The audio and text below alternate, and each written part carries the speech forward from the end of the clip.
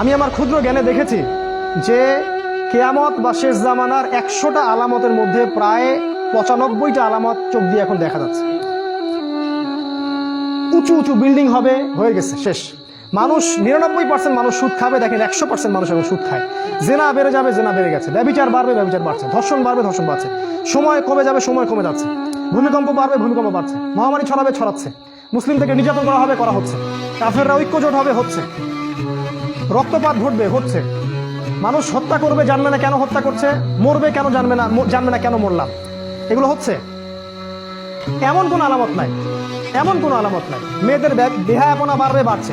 ফ্যামিলিস্ট revolution বাড়বে, বাড়ছে। Israel শক্তিশালী হবে, হয়ে গেছে। এবং ওদের জোট গঠিত হবে, আল্লাহ বলেছেন, সেটাও হয়ে গেছে।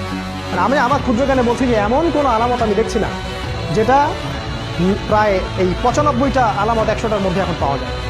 কয়েকটা পাওয়া যায় না, সেটা সামনে আসবে।